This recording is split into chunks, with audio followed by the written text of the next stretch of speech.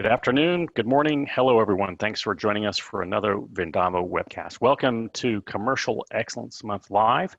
And we've been having sessions throughout October. There have been select sessions held especially for Vendavo customers only, part of the privileges and benefits of being part of the Vendavo community. But now the door is open. We've got 2 more weeks that are open to everyone, customers and soon to be customers alike. Joining me today, Mark Thomason is Research Director at IDC. His practice covers digital business models and monetization practice. And Jordan Hahn is the Senior Product Manager for Vendavo CPQ Cloud Solutions, our platform there across all those capabilities. He's currently completing his work on his doctorate in business administration, working on measuring business performance. Jordan, Mark, thanks for joining me today. Thanks, glad to be here. Yeah, glad to be here too. Maybe we can see if we can make him blush a little bit. Every time I talk to Mark, I come away energized and ready to go. So should be a good session for everybody. This is going to be a very good session. And thanks for, Mark, really happy to have you here. And of course, my name is Mitch Lee. I'm the Prophet here at Vendavo. You might have seen me in your email inbox, but today I'm happy to serve as your humble host. All right. Let's get started here. A few housekeeping items. Our obligatory disclaimer, essentially what we discussed today is of course subject to change. We will be doing Q&A. We'll try to answer them as we go through. This will be displayed in the pop-up box from Mark and Jordan, myself, and we'll try to address that certainly as we go through, but we do have a section at the end of the broadcast to address your questions for the team. Now, before we get started on the session itself, let's get a little bit of the lay of the land. If you joined us during our previous Commercial Excellence Month in May, you probably remember this framework for decision-making and action-taking. And in fact, how do you use it to leverage chaos for improvement? Now, this is important for our community, the folks that do pricing, the sales leaders, the P&L owners that are responsible for sustainable profitability. There are a ton of internal challenges and externalities to create optionality for growth and investment in the business. The key to use the framework for organizing your perspectives is by looking at what's happening and what needs to be done today, tomorrow, and in the future. So that first phase, disruption, I think we all have experiences that fit into that. Then the pace slows a little bit and you're in the new normal, or the next normal as IDC and others refer to it. And now here's the difficult part. You need to look for the inflection point for you and your market, using that momentum to continue changing, to transform your capabilities so that you and your team can thrive now and in the future, being ready for the next disruption. The opportunity to make lasting improvements in your commercial capabilities, because there's always something coming. And that's why we're all working on commercial excellence. Now, McKinsey compiled a survey of senior business leaders just last month asking what major changes they expect to make internally as a result of the COVID-19 disruptions. The need for speed, that is how to quickly achieve actions, came out as number 1. The next 3 major changes are around people, process, and technology. Businesses are recognizing that robust and resilient processes are essential for outperformance in times of unprecedented change. Here's a high-level view of capabilities designed and delivered to help you and your organization advance in commercial excellence. The foundation, of course, is pricing, the ability to set and optimize list prices and structures, monitor and leverage market information, dynamically adjust pricing, and manage rebates or incentive programs that you might have. This is delivered by Vendavo's Price Point Suite, where the typical user would be the pricing team or the product management folks, for example. The second area of capabilities is around sales. This is shown at the top of this diagram. You need to be able to select, configure the right product at the right price, at the right time, set up a contract in some cases, and then renew that business to grow sales. All through a simple omni-channel unified experience, whether it's sold directly or through a distributor or an e-commerce site or a combination of that. This is part of what we support in our CPQ solutions, and it's designed to support especially the front-end sales team. And all of this is informed through robust analytics and artificial intelligence capabilities like pricing guidance, deal intelligence, and commercial analytics. Our goal is to provide you with the capabilities you need to realize and capture more of the value you create. So with that framework in mind, let's get started. So here we are on October 13th. That means it's week 2, session 6, the first of our open public keynote sessions. And this session is entitled 4 Challenges to Overcome for Improving Profitability in Today's B2B Environment. Let's turn to our agenda. First, we're going to be looking at the current situation. Mark's going to lay out some research that he's done recently to show us what is causing problems for enterprises. We're going to be looking through the 4 challenges around creating data, using pricing to drive strategies, managing pricing across all of our multiple channels, managing pricing with inconsistent supply-demand disruptions, and efficiently selling with now the reality of a remote workforce. We'll talk about next steps. We'll look at some enterprise capabilities and demonstrations of that, and then we'll turn to the live Q&A. So with that, I'm going to turn it over to Mark. Hey, well, I'm Mark Thomason. You might have figured that out. I'm the Research Director for Digital Business Models and Monetization. I track the technologies and best practices that you need to monetize the digital economy. And that includes technology groups like subscription management, usage intelligence, and price optimization. So I look at all these together, which you'll see in a slide down below. Monetization functions are the heart of any business model, and each year it gets a little bit easier to implement a close relationship with your customers so you can understand their value with a SaaS-based application. If you're not familiar with IDC, we're a 50-year-old global provider of market intelligence for technology markets. It's our job really to understand technology's impact on business and society.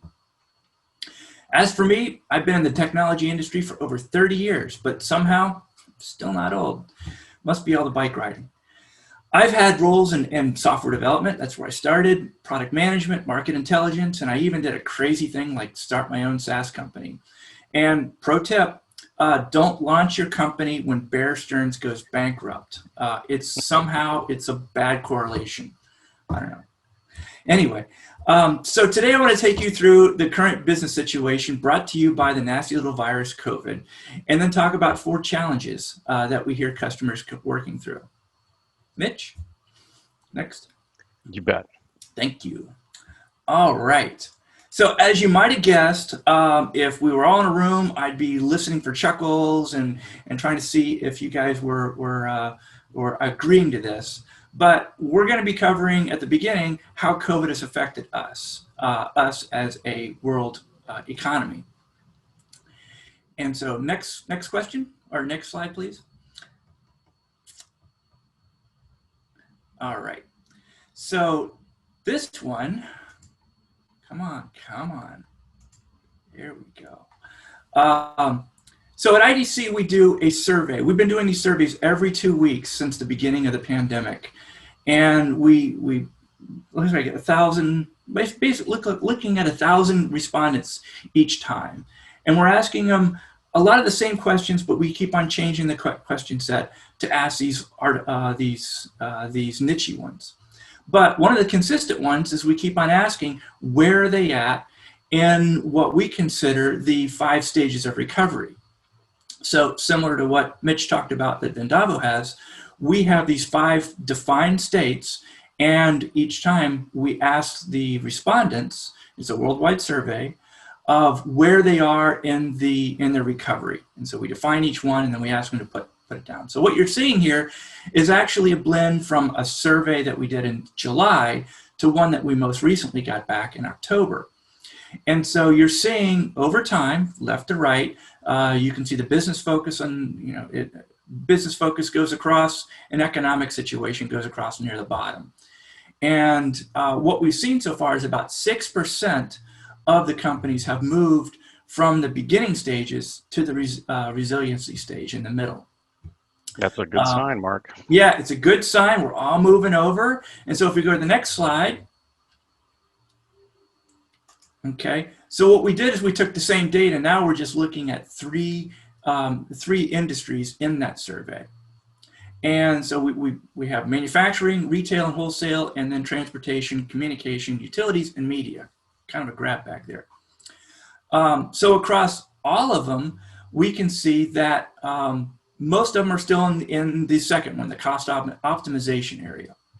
But what we can see is there are different stages of recovery, with retail being the furthest farther along with 50% in the final two stages. And that's followed by transportation, communications, utilities, and media. Glad I didn't add any more to that, at 39%. And then manufacturing pulling up the rear at 33%. So manufacturing still making it through as a group, but good thing they're all improving and they're all moving at their own rate. So next slide. There you go. All right. So what we do in this same survey is we also ask them to self-identify into what we have as 5 stages of digital transformation. So we have these all defined, and at the most immature state, we have ad hoc. And that's, people are just reacting, they're tactical when they go ahead and put in a new application in. And on the other side, we call that optimized. And optimized means they have people, process, and technology all ready to go to integrate things quick. So the red line is what is for the ad hoc group. And we can see that most of them are between the business continuity or the cost optimization area as a total. And then less of them are through to the next normal. But if we look at the green line, not yet, not yet, not yet. There you go. Thank you. So if we look at the green line, that group, 47% of them have already met the new normal. So they've already kind of gotten through. And so this is a correlation. So 47% of them are making it through it. So, Mark, I got a kick out of this when you were when we were doing the preparation for this webcast. You actually had an earlier set of data that showed good optimization impact, but the latest data really bumped that impact of the next normal, the future enterprise up. That was really telling to me in terms of folks that are ahead of this, of their processes, are really starting to feel the benefit of that, and much, much faster than those that aren't. Right. Yeah, it almost expanded almost 10 points within that time point, between July and now. So yeah, moving ahead. Excellent. And so what the outcome of that, what the takeaway is that companies that are more agile are more likely to get to the next normal faster. Right. So when they get there, so what is there? What's the next normal? Well, we look at the future enterprise, and we've got 9 different what we call future ofs at IDC. So we've taken apart what the future enterprise is. We got 9 different groups. These are 4 of them. So 4 of them, and one of them is the future of customers. And so what this basically says is the kind of company that we consider the future enterprise are the ones that are listening real time across their multiple channels to find out how their customers are valuing their products and how and where their customers want to buy. The future of intelligence, the next one over, is basically insights at scale. Taking all this data and increasingly more from different systems across your supply chain, your CRM, ERP, your monetization systems, and bringing this all together to actually have a really cool view. But it's still a rare event. There's not a whole lot of companies that have achieved these insights at scale that we talk about because of all the integrations that you have to do. But it's coming. That's the cool part. The future of operations basically means we're going to try to operationalize at scale. And again, using data and analytics to basically power the insights that come so better decisions can be made.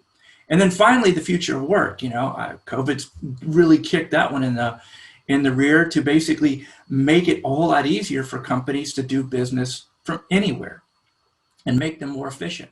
And that usually means moving to cloud, just because cloud is that collaboration elixir that allows a whole lot of applications to network from anywhere in the world. So how have you CIOs reacted to this? Well, here's some of the quotes.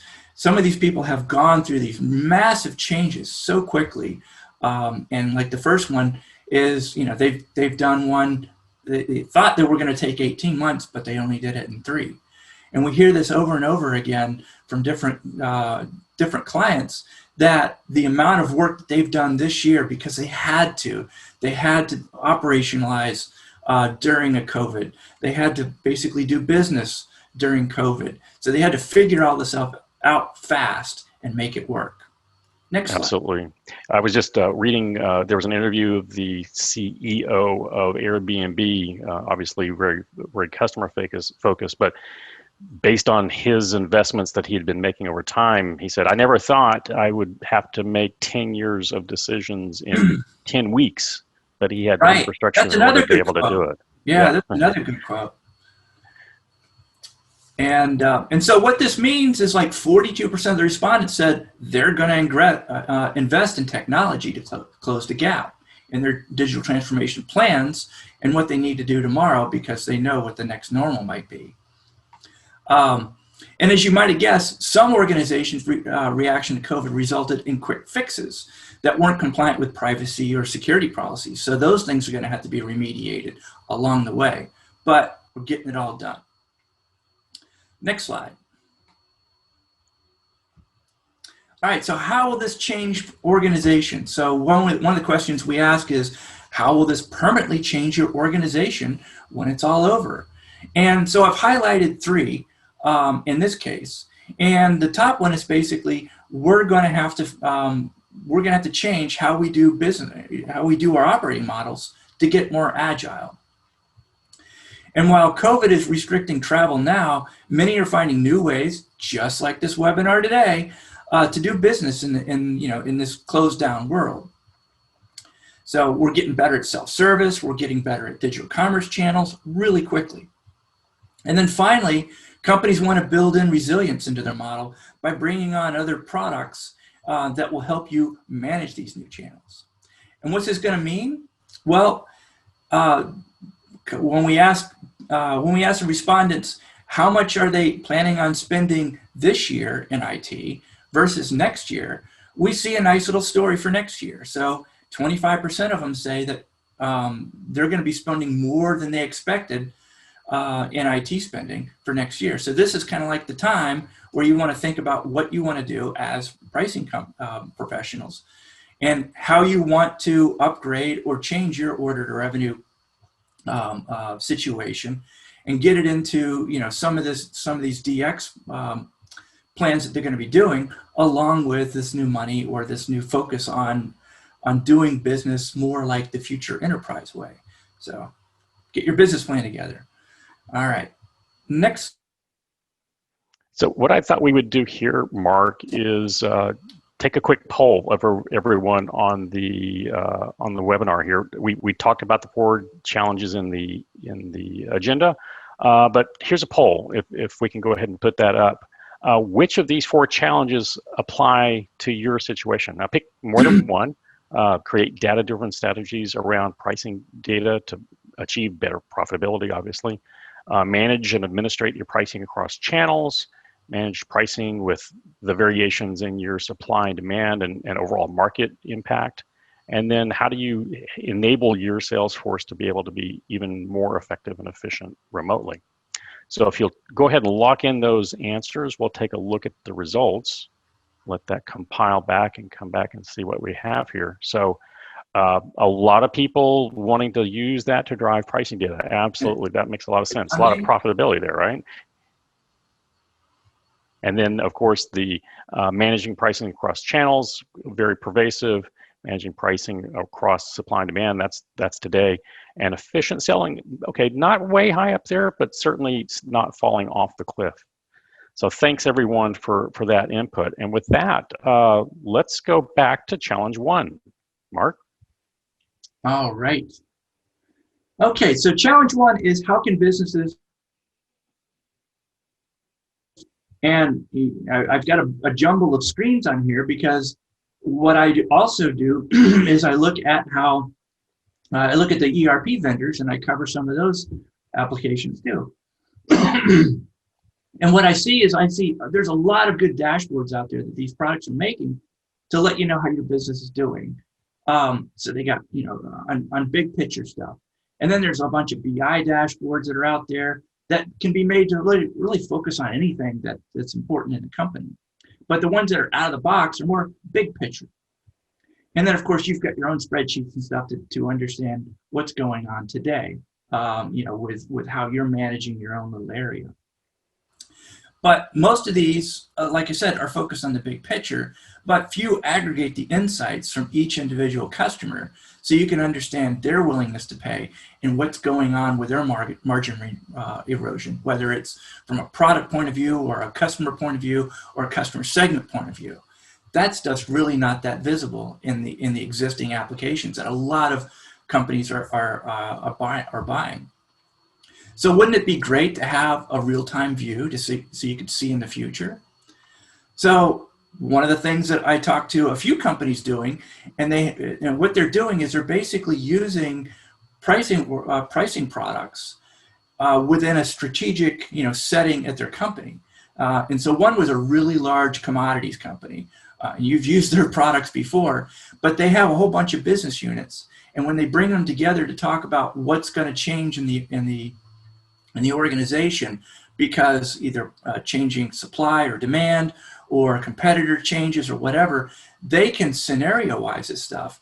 And they have a guy or a couple of guys from their pricing team in the room, and they can model what might happen real time, so they can kind of come back later in the conversation and say, well, this would result in this type of impact to our revenue, our margins, or whatever's in scope. So they do that real time, so that can be done today. And another example, so I talked to an oil and gas distributor, and they were challenged by all the tariffs that were happening in 18 and 19. And so they were really happy to have a product that they could basically say, we're going to change these tariffs that only apply to these countries that we sell into, because that was the nature of the tariffs. They were very specific in the changes. So he didn't find that a big deal at all, but he also got to understand how that would change his revenue and margins through the years too. So, so now back to Mitch. How can Vendavo help with this challenge? You bet. And, Mark, this really resonates with me. Back before I was with Vendavo, I was in charge of a product line of a business unit that had a preponderance of commodity type products. And so looking ahead in terms of what was going on with both supply and demand and pricing scenarios was critical for us in terms of understanding the impact of pricing decisions on margin, on bottom line margin. Ultra thin margins on that. So critical decisions on fractions of a dollar on tons and tons of products, literally tons of products, made the difference between breaking even or massive losses or appropriate reinvestment grade type of returns. So the scenario aspects are critical on that. Jordan, would you want to point out any particular specifics that would help out with that as well? Yeah, no, I think being able to have that data available right there in the moment is really important too. If you have that data, but it's not accessible, or you have to go somewhere else and get into the scenarios and kind of tweak things, you're not as likely to act on it as you are in the moment. So a lot of our customers, on the CPQ side, when you're in that quoting scenario, they want it right away. So they're looking to integrate data from a lot of different sources, even if it's just, product metadata and things like that. So you have that, line of sight in there, in the moment. And it's very specific to the situation, right? I mean, it kind of goes back to, Mark talking about the, the BI solutions up front. There's a lot of really neat things you can do with them, but a lot of times they're higher level. So making sure it's fit for purpose in the moment is also really important. Absolutely, absolutely. Walking into a meeting with everyone having already looked at those dashboards, but then that raises the secondary and tertiary questions. That's when you need the ability to get into that integration and that data with the interrogation with tools that are built for that. We use, for example, Margin Bridge Analyzer and Business Risk Alerts around looking at AI-driven intelligence, AI-driven context for decision making, as well as that larger set of views that is granular down to the level you need to understand and take action. So it's not about just analysis; it's about analysis for driving action on that. Yeah, and it's not about AI just for price, the individual like price and the actual number. There's some other contextual insights you can get from that to be able to drive your decision making. Absolutely, absolutely. All right, let's turn to challenge number 2. Mark, why don't you set us up on that one? All right. So challenge number 2 is managing pricing across channels. And I'm sure you all know how quickly B2B is basically adopting digital commerce. And here at IDC, my adjacent analyst that I work with, Jordan Jewell, covers B2B covers digital commerce, and he makes a forecast for it. And within that, he basically can understand, because he's talking to all of the vendors, know how much of that revenue is from B2B versus B2C. And when we look at the trend, B2B, the commerce systems being sold into that, is growing at 16% revenue, CAGR over the next 5 years, versus the more ubiquitous B2C, which is growing at just 8%. And so this caused us to make a prediction that is coming out this month in the monetization futurescape that says by 2024, 35% of B2B commerce will occur digitally. And so this is going to cause more manufacturers and distributors to adopt a digital quote-to-cash process. And then there's also another dynamic coming on, and that is the need to sell a multi-partner, basically setting up these marketplaces that sell multi-partner solutions. And so I've got an example in here, and what this is basically a solution. So 3 things that we need to talk about here: the customers who's buying something, the financial services planner, we call them in this situation an orchestrator. They're the one orchestrating this marketplace that they're able to use and set up. And then all the partners that supply services or products into it. And so in this case, it's the investment advisor that is the financial services planner.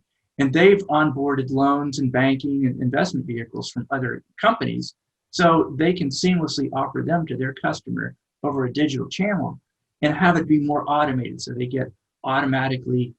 So a lot of the work that they have to do to type stuff in and get everything done for them is handled automatically by the system, and is able to pay back the partners in whatever type of revenue share that they need.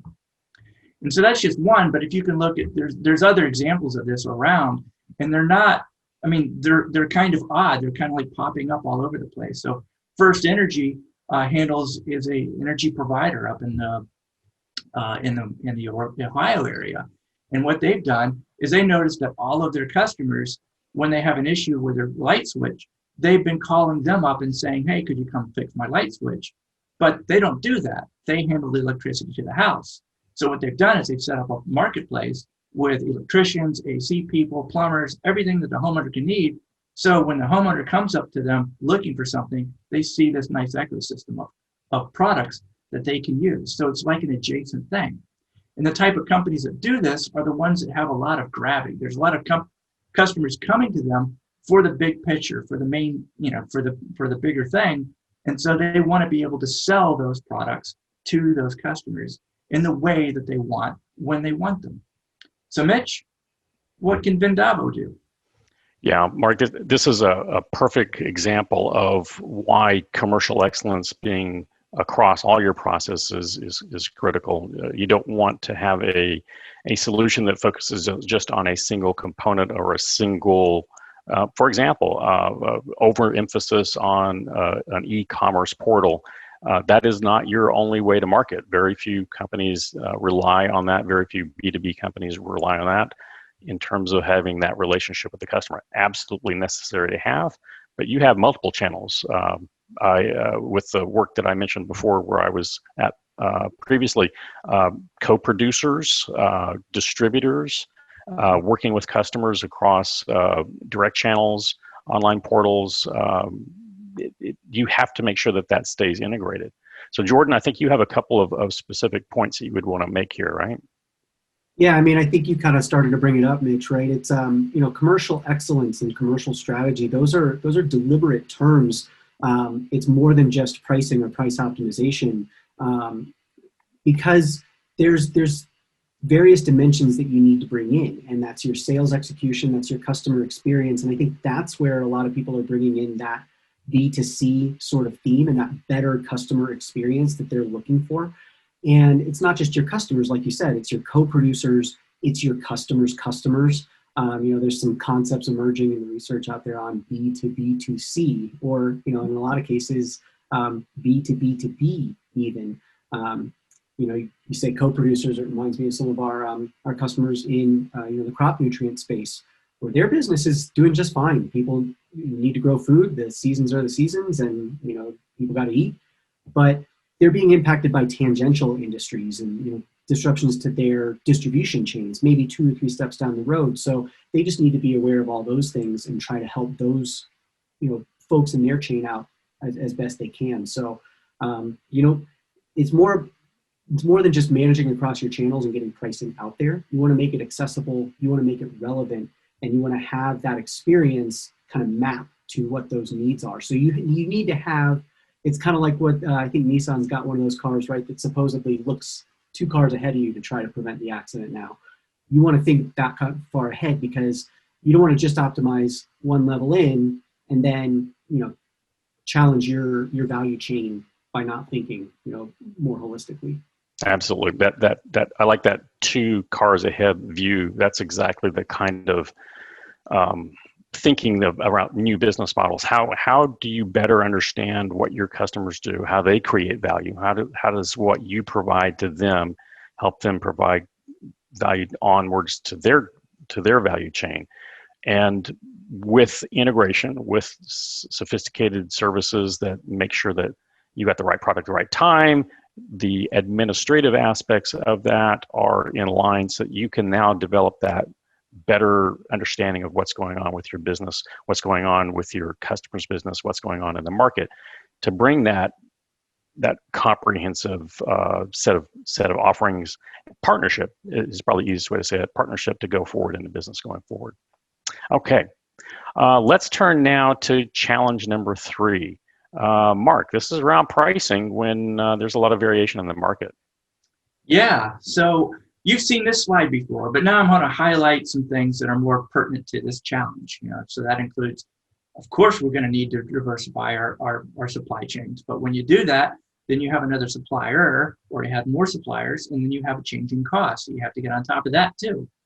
And then while you're, if you look at further down, while the bottom one is all about analyzing the customer data with good tools to understand real-time insights. And you also want to bring in, so you've got more complexity coming in from more supply.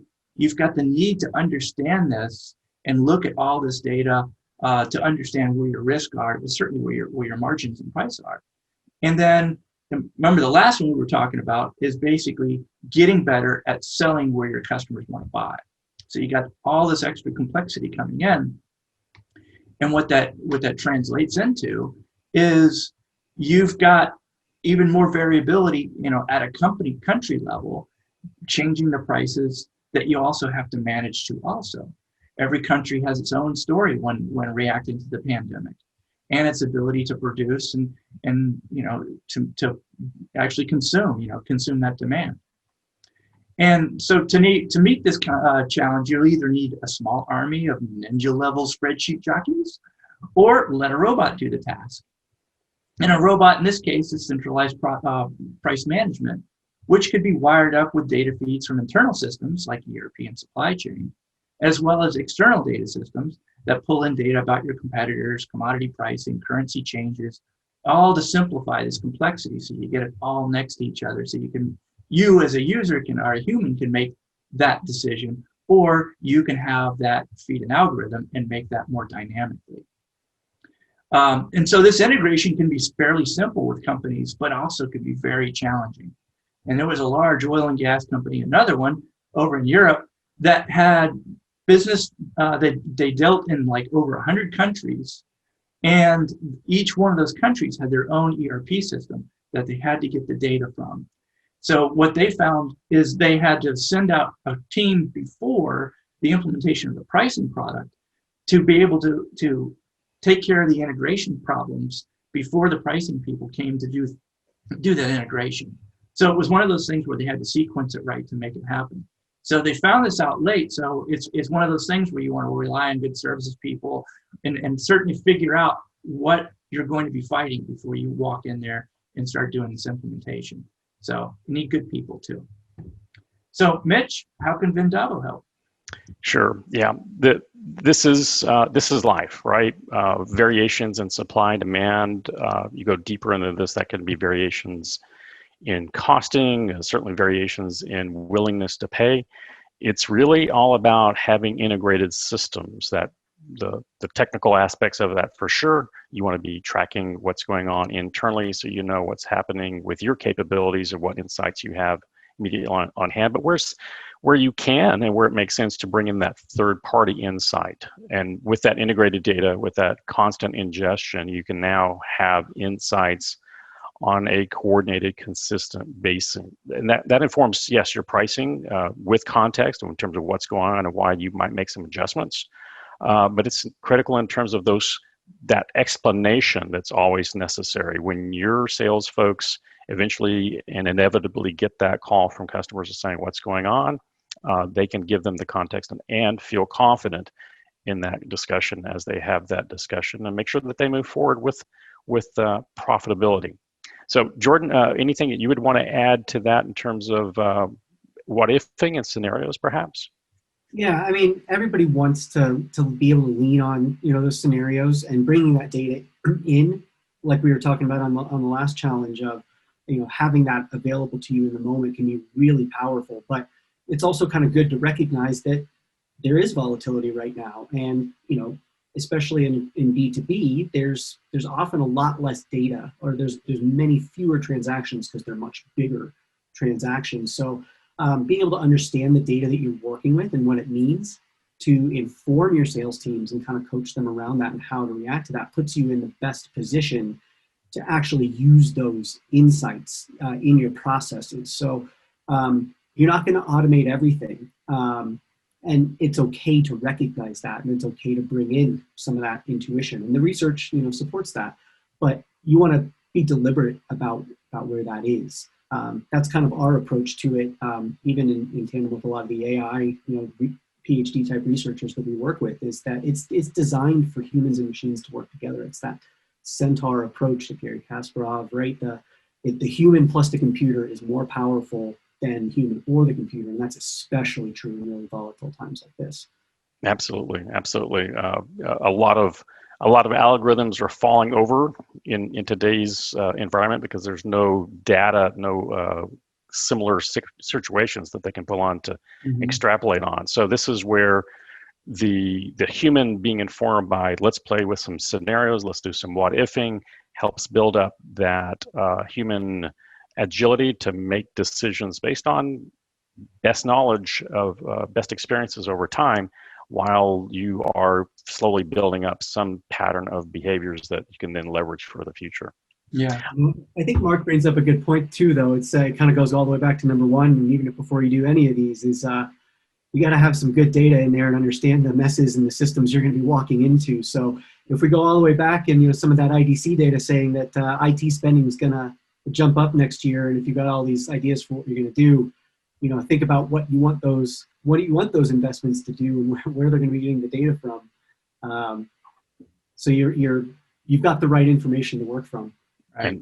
And balancing that pragmatically. Absolutely. All right. Let's turn to challenge number 4. Mark, this is our last one. How to sell with a remote workforce, right? Yep. Wait for the slide. There we are. All right. So by now, most of the companies know that you're using a remote workforce. But one of the interesting things that we could look back on is we did a survey in April, and we asked what were their concerns? What's going to be their biggest challenge back in April? And worrying about a big drop in productivity was the issue. But what we found later on, a lot of companies that we talked to, they've been able to use, IT's been able to pivot in some cases in a very agile way. and they have actually seen higher productivity. So we did in the survey in August, we've got that as our second option there. So a lot of benefits to working remotely. And so next slide.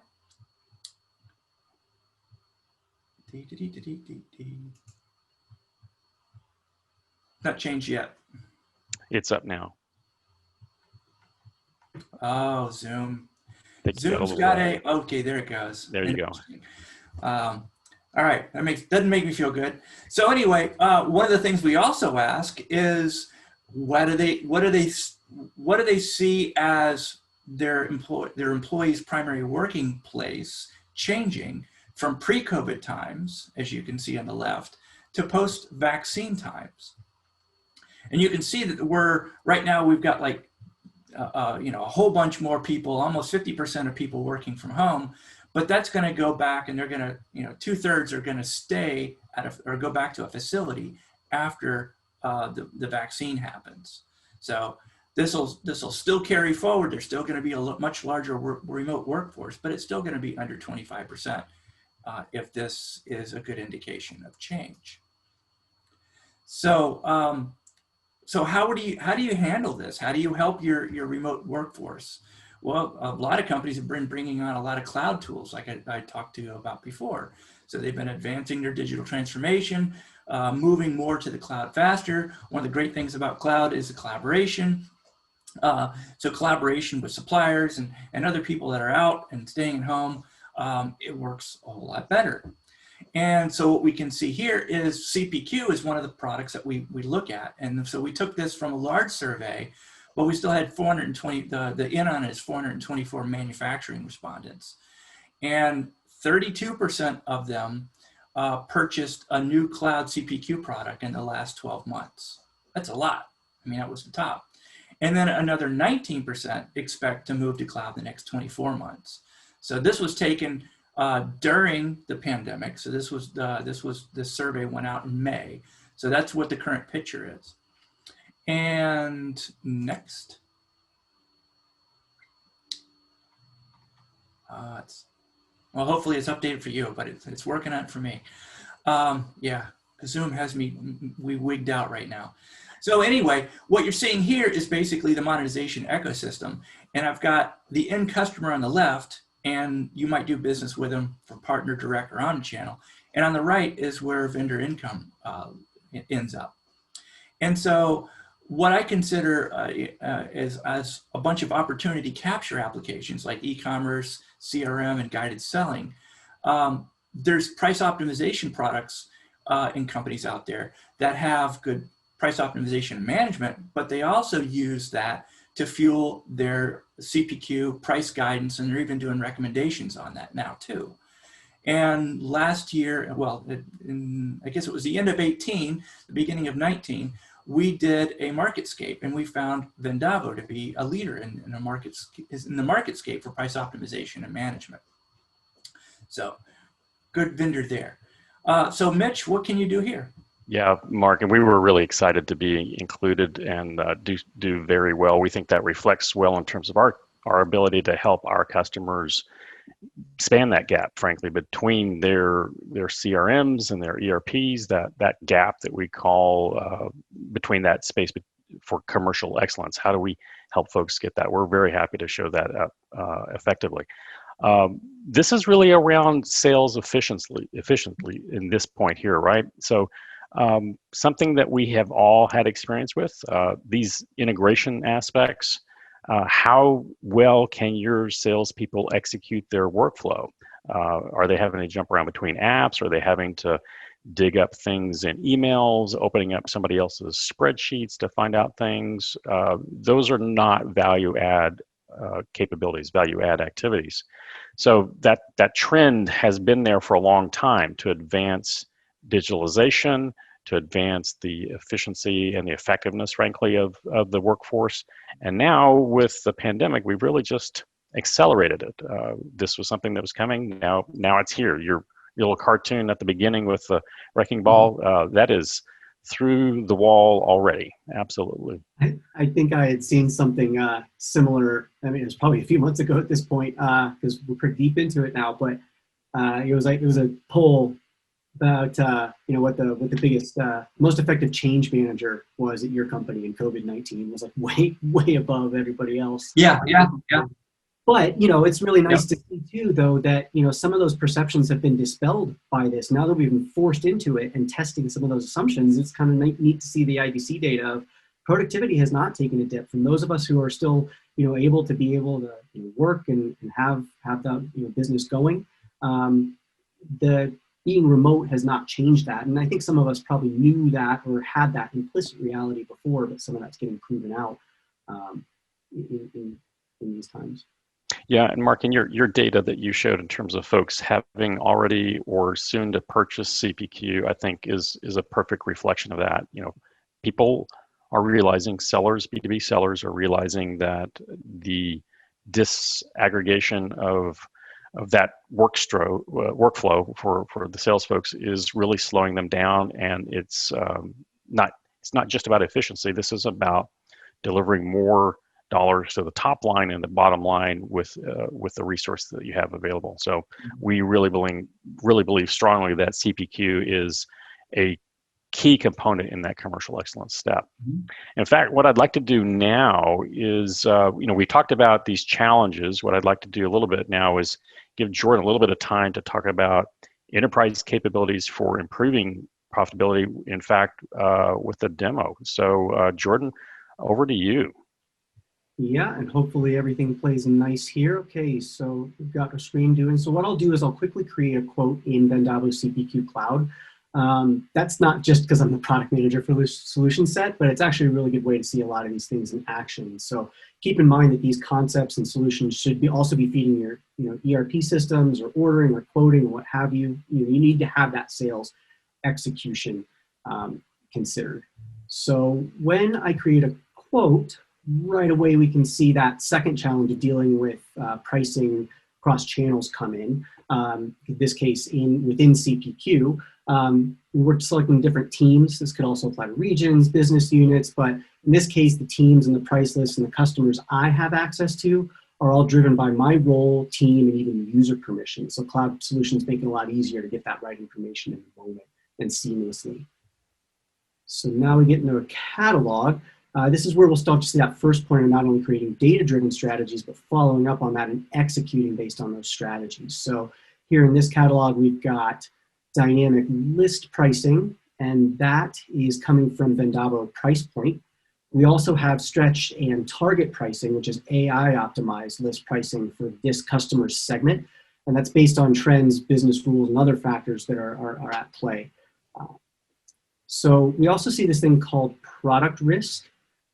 And then if we drill into it, we'll get a natural language explanation as to what's driving that risk. So in this case, it looks like the customer simply stopped buying this product, but there's a bunch of different ways that could impact your risk. So that's an area where I could layer my knowledge of the account to have a fuller picture of the supply and demand trends like Mark was talking about to help feed my decision-making on this deal. So I'm going to go ahead and add some items to our quote, and then we can get into the basket and go even deeper here. All right, so now we've added some products to our basket, and this is where a lot of the negotiation takes place. So contextual data really important at this stage too. We can see things like customer level risk. That's for more insights in addition to the customer product combos like we saw. But then going back, take some actions here like we're working a deal. We'll start out by accepting the intelligent pricing guidance, and that's tied to our pricing strategy and the trends in the past transaction data. But as we make changes, we'll get different guidance and visual cues. So put in a discount. If we put in a bigger discount in, we'll see our deal score take a bigger hit, you might have seen. And then we can drill in and find out more and see what those price points are and how they relate to our inputs. So it's another area where we can bring in more situational awareness, especially important with that third challenge of inconsistent market conditions. So we've actually added even more context in there in the moment. It's something we actually built from a customer idea. And it's useful for sales users, but it's especially for approvers. They might not have been along for the earlier stages of the deal, might not know the story, might need to make a decision. So we put some details around the segment because S46 might not mean a whole lot to anybody outside the pricing team, but I can see it's electronics, that it's direct. Okay, I'm dealing with wireless products. I've got a little bit of a lay of the land. And then I can take a look at other transactions in the segment to see what other discounts were, how much other customers bought, to help decide if this 25% discount is way out of line or if it's something we might go ahead and do. So, we want to be careful. I think if we go ahead and take a look at this, we'll see some of these where we had a little bit of a less discount, had some nice margin on that deal. But on this one, we were pretty aggressive with our discounting, and we actually came in negative on our margins. So we're not sure what might have driven that, but we want to be careful to preserve our profitability as well. So, this brings everything together, and it allows everybody to work from the same data. They're on the same objects. It adds a lot of transparency to the process. So we can see who's involved, who would need to approve the deal based on our processes. We can exchange notes, messages. We can track the life cycle of the deal. So, all of that really comes together with that fourth challenge of being efficient with your remote teams. And that was true for a lot of teams before COVID. It will be true after COVID. We're often in different places, but we all want to be empowered to make the right decisions for ourselves and for our companies. So like we've been discussing, all morning or evening, a little bit of data can go a long way. And of course, having more data and having the right data can go even further when you do it right. Yeah, Jordan, this is a fantastic example. The demo that you walked us through here is a great example of how all the work that the pricing folks do, how that comes together. But effectively now it's in the hands of the sales folks in the moment when they're out there talking with the sales folks, getting ready for the sales folks to get ready to talk to their customers about what are they going to be putting in front of them and why and how hard they need to push or where they have room to give a little bit back. So yeah, you really hit all four of the challenges there with those capabilities. And now I'm gonna ask the audience here, here's another poll. Earlier we asked you if these challenges felt familiar. Now we're gonna ask you to rank one. Which one of these do you feel is the one challenge that is most critical to your situation? Again, using pricing data to drive profitability strategies. Is it managing pricing across your multiple channels? Is it dealing with inconsistent supply, demand, and market disruptions and pricing according to that? Or is it around supporting your workforce and getting that information out to them so they can do their job from wherever and across all your channels, of course. So go ahead and vote on that, and let's close that out and see what our results are. So yep, still very strongly around using pricing data to drive strategies for profitability. And I see where efficient selling is not showing up. That's interesting. I think we probably have a lot of pricers on the team here. But this is clearly managing across inconsistent supply demand. I think that's very much a function of today's time. So good insights on that. You had brought it up earlier, Mitch, and I was gonna say, I like to use the analogy, and of course, I come from the CPQ angle, but I like to use the analogy of a tree falling in the forest, right? You don't want to be that tree falling in the forest and wondering if anybody heard the noise. You want to, if you're gonna take the effort and you make the investment in pricing, if you don't make sure it gets into use in your selling, then it's all for naught. So you want to certainly be aware of how that's going to play out in the real world to get the most ROI from it. You bet. And fundamentally, you got to get your strategy right, and then how you get to market comes after the strategy for sure. Very good. All right. So thanks for everyone for the input on that. Now we're in the home stretch. Mark, this is kind of your summary, your next steps here. Walk us through this. Yeah. So COVID has increased, accelerated DX. So, and there's data out there that I showed that basically says we're going to be spending more next year on IT. So this is the time now. I have pricing people tell me, hey, we just don't get high enough in the visibility for getting a product in or getting change going on because we've got a system down with Excel and it works, but we can't show them, we can't articulate why we need to have this product in there. So this would be a good time to make a business case and basically talk about how this fits within the whole digital, digital channel when you're moving from quote to revenue. And buying behavior is following B2C. So we're also going to be seeing a whole lot more digital commerce channels on the B2B side. That's rising, as well as we're going to see more marketplaces. So there's going to be more ways, more channels that you're going to be supporting likely in the future. And plan for remote workforce, even though there's not, it's not going to be huge out there, but we want to provide them with the best data-driven sales tools. And then finally, centrally manage and get strategic with your pricing, so you can do commercial excellence and maybe be in the boardroom working out some of these scenarios and seeing how the company's going to react. So the bottom line for all this is you want to automate a close relationship with your customer so you can continuously understand value. Mitch? Perfect. That's a great summary. I love that takeaway there at the end. And now let's turn to a few questions. We've got a little bit of time left here. First question that comes up that I'm seeing right now, this one's to you, Mark. Which one challenge should be addressed first? I think they want you to take the poll that we just took. Which one would you pick as number one? I didn't take it. Well, I kind of see these as you get some of these questions are strategic, and really going to depend on how much time you have to react to some of these things. Like, data-driven strategies using pricing data might take a little longer to put in place than to put in place your efficient selling with remote workforce. So that might be a quicker thing. And if you're moving channels or you're getting forced to digital faster, it's probably going to be 4. But depending on the type of customer or kind of company you are, it might be inconsistent supply and demand if you're a manufacturer. So it kind of is one of those it depends answers. They're not all in a continuum or mutually exclusive. You can do 2 of them at the same time. So yeah, that makes sense. Jordan, go ahead.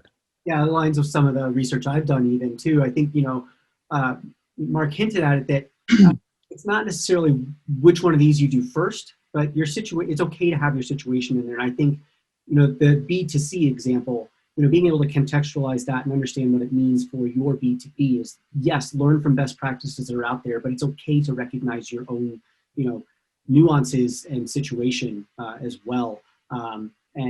But do it purposefully and have alignment. And that's one of the critical factors to getting the most out of it. Mm-hmm. Absolutely.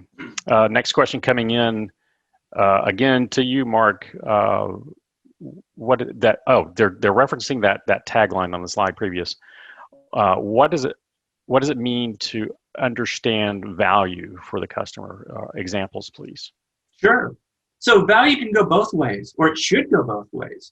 It should go from the value perspective from the company.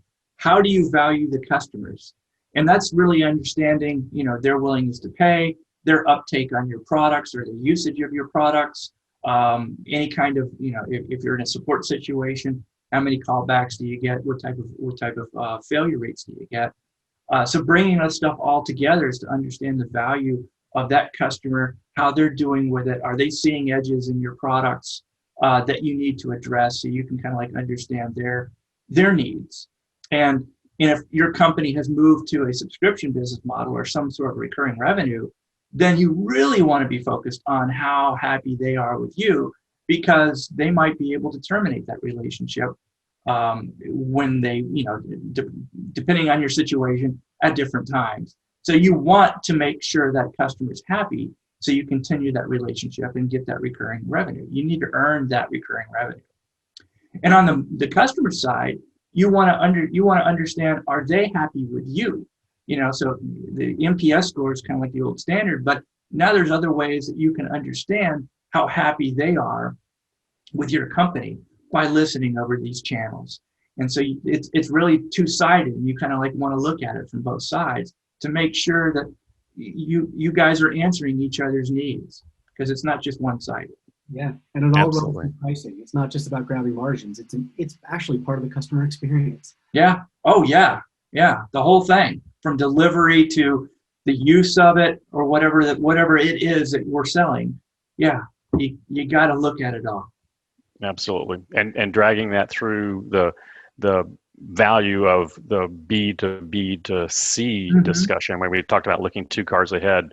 How does what you do create value for your customers? What does your customer use what you gave them to create value for their customers, and so on? That long-term view. That's a great perspective. And some of those marketplaces don't do that. They don't translate what the first buyer is looking for, and they don't pass that on to the partners.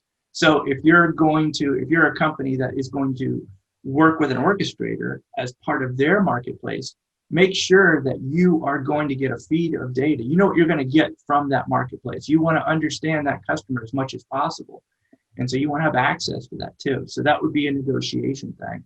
Exactly. You want to be inside that moat you're building and not outside that moat. Yeah. Somebody might be on somebody else's marketplace, but you want to get some of that data to understand who they are. So you have a way of understanding who's browsing, who's moving down the funnel. You bet. And we're just a hair over time, but Jordan, real quick for you, somebody threw in here, what's your doctoral thesis again? Yeah, it's actually, it's related to alignment of sales strategy and pricing for that execution piece. So it makes my heart sing for Mark to kind of validate some of those from the industry side, the analyst side, that it's really important to have that alignment between your teams. And we're really happy to have you as part of the Vendavo team to validate that out on an academic and research basis. All right, gents, a couple of other cleanup items here as we close out. We talked a lot about commercial excellence. We have at Vendavo a simple survey that helps you start frame the discussion in terms of where you rank across different business capabilities. You can grab a screenshot to get that URL, or just use the QR scan code on your phone to get a short 10-minute assessment. That'll let you know you answered the questions. They'll let you know where you rank relative to other B2B organizations and B2B organizations. And then that way you can decide what are your next steps around digital transformation and commercial excellence. I really appreciate the time today to pull this together for our audience. Happy to have you today. Hey, thank you for asking, and nice to work with you, Jordan. Yeah, it's been great. Thanks for bringing along such great data. All right. I'm glad we're only 3 minutes over. We could have gone a lot further. Yes, very easily. Very easily. It's always the hardest thing. It's like you go into story time and it's like, we're over. Into story time. I love that. Well, thanks to everyone that joined via the webcast. And until we speak again, this is Mitch Lee, your Profit Evangelist, saying, have a profitable day. Take care. Bye-bye.